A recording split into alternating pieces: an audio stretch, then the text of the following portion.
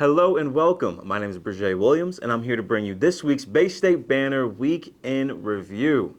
First up, we got Ayanna Pressley pushing for the Federal Reparations Commission during Black History Month, reintroducing H.R. 40, a bill that would establish a Federal Reparations Commission to study the lasting impacts of slavery and develop proposals for reparative justice. The 15-member commission would include a government appointee and experts in racial justice, economics, and reparative justice. The goal? To examine how systemic inequities rooted in slavery continue to shape Black Americans' lives today and propose solutions beyond financial compensation. Pressley sees this as more than a historical review. She views it as a response to current challenges. With DEI initiatives under attack, a shifting political landscape, and economic disparities still widening, she argues that now is the time to take action. Boston has already taken steps toward reparations with its own task force on reparations, created in 2022 to explore ways to address racial inequities in the city. Pressley pointed to the past federal reparations efforts for Japanese Americans and indigenous communities as proof that addressing historical harm is possible. Unlike one-time payments, Pressley says true reparations must address systemic harm, from economic disenfranchisement to health and educational disparities. The Commission has an 18-month deadline to study and present proposals, making this a crucial moment in the ongoing discussion about reparative justice. Pressley calls H.R. 40 a North Star for the future of Black Americans, pushing for solutions that create generational Black wealth, health, and opportunity. In our next order of business, we have a Seaport barber expanding business in the area. Andrew Alicea saw potential in Boston's Seaport district long before it became the hub it is today. Back in 2013, he set out to open a barbershop in his neighborhood, believing the area was primed for growth. By 2017, that vision became a reality, with Seaport Barbers, one of the first businesses in one Seaport. The shop offers classic barbershop services from fades to hot lather shaves in an environment that's both modern and welcoming. But Alicea didn't stop there. In 2023, he expanded his brand with Hair Seaport, a full-service salon at the Seaport, offering haircuts, coloring, extensions, and even eyebrow microblading. Alicea credits his mother's support and resilience for inspiring him to push forward. Even when facing challenges like navigating the qualifications and finances needed to secure business in Seaport, his advice to aspiring business owners? Focus on being great at your craft first. While he's proud to be a Black entrepreneur, he believes success comes from education, preparation, and delivering top-tier service, something he's built his business on. Today, Alicea runs two thriving businesses in a neighborhood that once had only parking lots, proving that with vision, determination, and hard work, success is possible. If you're in the Seaport area and you're looking for top-notch grooming, Alicea's got you covered. Our next story, we got the Boston high schoolers stepping up. Boston's next generation of changemakers just got the mic. On February 13th, high school students from 20 Boston schools kicked off the Aspen Challenge, a 10-week competition where teams will develop real solutions for some of the city's biggest issues: gun violence, affordable housing, green spaces, substance abuse, and post-secondary pathways. The launch event at Artists for Humanity wasn't your typical conference. Bright lights, music, and energy filled the room, setting the tone for a challenge designed to put students in the driver's seat for change. Throughout the program, teams will choose an issue, create a solution, and actually put it into action before presenting their results in April. The top team will head to Colorado this summer to compete against students from San Diego, last year's Aspen Challenge city. Superintendent Mary Skipper sees this as a life-changing experience for students, one that puts them in the problem-solving mindset. And the students, they're ready. For many, these aren't just abstract topics. They're issues they see every day.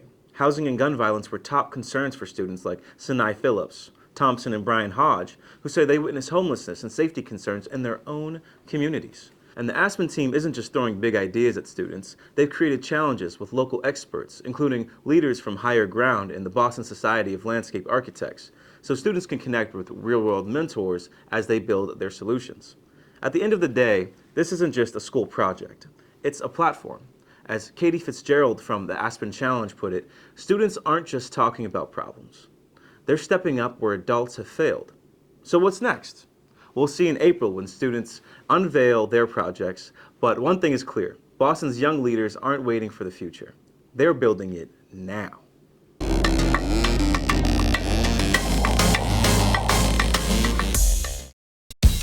Restaurants are celebrations, they're hubs. It's about coming together, nourishing ourselves, our bodies, and our relationships with each other. We don't exist without the people that walk in our doors every day. We feed each other. Boston never gets old.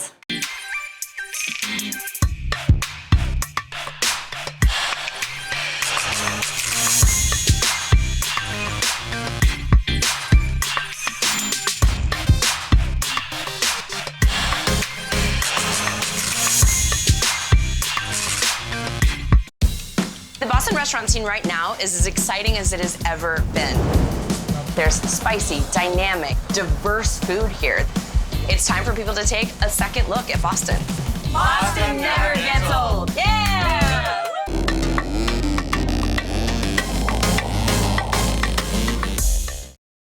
Next up is pushback on the White Stadium project and project's alternative plan. The future of White Stadium is an active conversation as activists and community members push back against the city's $200 million renovation plan. Just before demolition began last Friday, the Emerald Necklace Conservancy unveiled a $29 million alternative proposal that would renovate the stadium while preserving the original public use focus, unlike the city's plan, which includes a professional women's soccer team as a primary tenant. The Conservancy's vision would keep the Western Grandstand, upgrade locker rooms, and classrooms for Boston public school students, and remove the fire-damaged Eastern Grandstand, replacing it with smaller bleachers and green space. By contrast, the city's plan would demolish the current stadium, rebuild it taller and larger, and remove 147 trees. Under this plan, the soccer team would have exclusive use of the Western Stand, while Boston public schools would use the Eastern Stand. For Conservancy President Karen Monty Broddick, this project is about protecting public space. Some community leaders and political candidates are also raising concerns about the lack of public input. Boston City Council candidate Will Anuha, who played football at White Stadium, believes the city should pause the project and work with the community on a better plan. Mayoral candidate Josh Kraft echoed that sentiment, saying residents haven't been heard. Other concerns include a proposed game day parking ban, stretching nearly a mile around the park, which could disrupt festivals, concerts, and neighborhood events. With demolition underway, the debate over White Stadium is far from over. The question now, will the city and the soccer team push forward, or will community voices lead to a different future for this historic space? We will see. Next up, we have Boston Public Health Commission, the Live Long and Well agenda. In 2023, city data revealed that the census tract in Back Bay and another in Roxbury had a difference in life expectancy of 23 years. Now the Boston Public Health Commission is looking to address this gap and others like it across the city in what it's calling the Live Long and Well agenda. That agenda, the city's first population health equity plan, is targeting cardiometabolic diseases like diabetes, preventable cancers, and overdose deaths. The city's goals and the data it's working with is trying to solve the issue were published in a new report released this month, alongside the deadline. It's looking to close the gaps by 2035. The key to addressing those gaps is targeting what public health experts call social determinants of health, says Dr. Basola Ajakutu, the city's health commissioner. Those social determinants are factors that influence someone's health outside of a hospital. Things like access to housing or food or insurance. That focus is why the Commission is starting to tackle the issue with grant funding to increase economic mobility, using $5 million in funding from the Atreus Foundation, which is partnering with the city on the agenda. Together, the partners opened a request for proposal to pull in coalitions led by community organizations to develop economic mobility solutions that could include efforts like workforce development or small business. The agenda relies on partnerships. Already it's led by Public Health Commission alongside the Atreus Foundation and the Boston Public Community Health Collaborative. The new report is a rallying call to bring in new partners, says Michael Curry, President and CEO of the Massachusetts League of Community Health Centers. The health centers that his organizations represent are already locked in to work with the city on the agenda. New partners, especially private ones, the agenda can rely on for funding. It could be increasingly important as federal sources become questionable, thanks to actions by the Trump administration to freeze that funding and line it up with his priorities. As for the goal of closing a 23-year gap in 10 years, it'll require dedicated work, for sure. Getting to that goal, Curry says, will depend on all of us.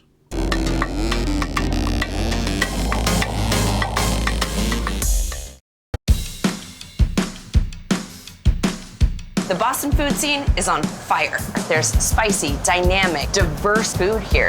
It's a surprise to visitors that come here. They expect clam chowder and lobster rolls. Yes, we have that, but there's so much more. It's almost unpredictable. Once you're here, you'll see. Things heat up in a hurry.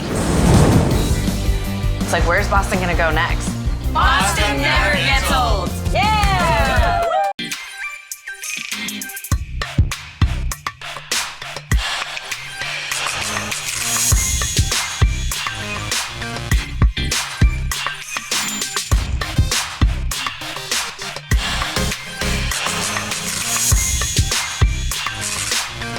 Check, check, 1, 2.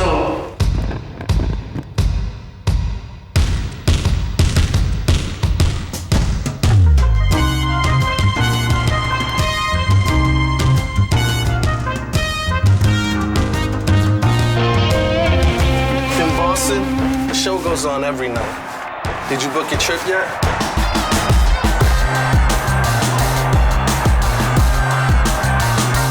Boston never gets old.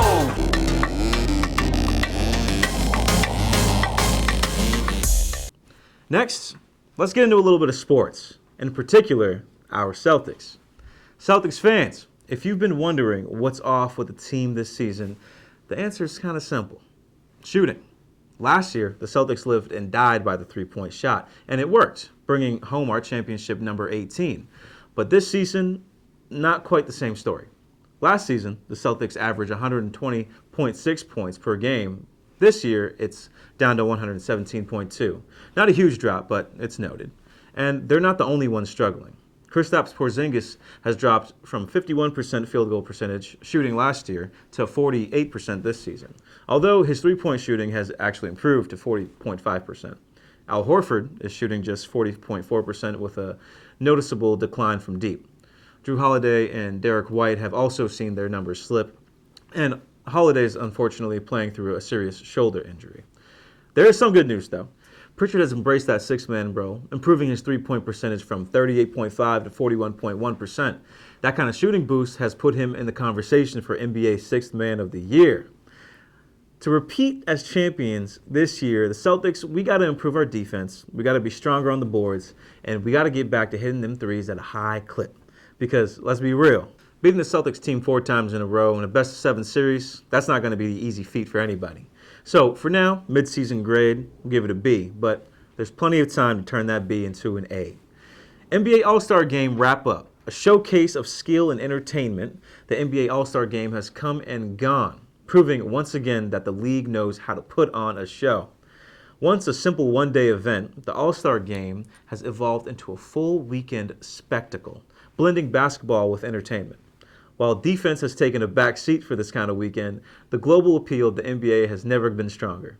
This year's game, held in San Francisco, brought plenty of highlights. One being, Mac McClung made history, winning the slam dunk contest for the 3rd straight year in a row and scoring 50s on all of his dunks. Instead of the usual East versus West format, the league introduced 3 All-Star games, plus a rookie and sophomore squad to up the competition.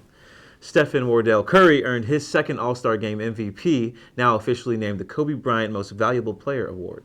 Boston was well represented with Jason Tatum and Jaylen Brown suiting up for the games as well. The NBA doesn't just entertain, it gives back.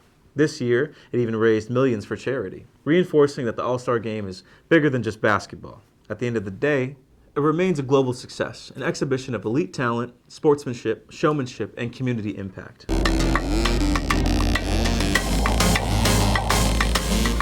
Greeting viewers and welcome to The Intersection, the place where ideas, events, and policy come together to shape the public health, safety, and vibrancy of our shared community. I'm your host, Suffolk County Sheriff Steve Tompkins, and together we'll examine several issues of interest as we travel along the many different avenues that make up The Intersection. In this first installment of the series, we give viewers the answer to the often asked question, what is a sheriff and what do they do? The office of sheriff dates back to 9th century England, where land was divided among several kings into areas they presided over, known as shires. Working with each king to help oversee these territories and their subjects were specially appointed magistrates, or reeves. Eventually, the title developed to more fully reflect their work as shire reeves, evolving over time to become simply sheriffs. Today, while there are states across the U.S. where sheriffs act as community law enforcement officers, here in the Commonwealth, our main function is the safe care and custody of the people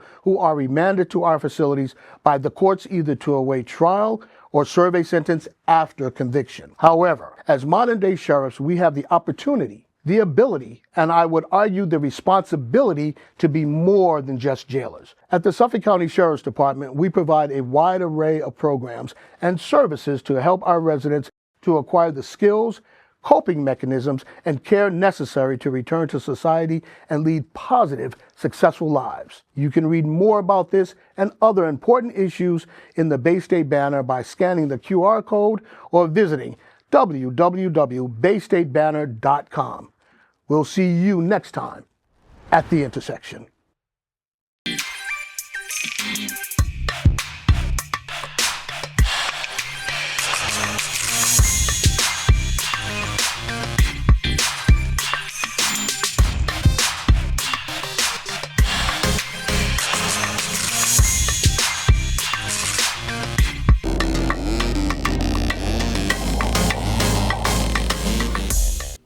All right, in our next segment, we are remembering Fletcher Flash Wiley, a legacy of leadership.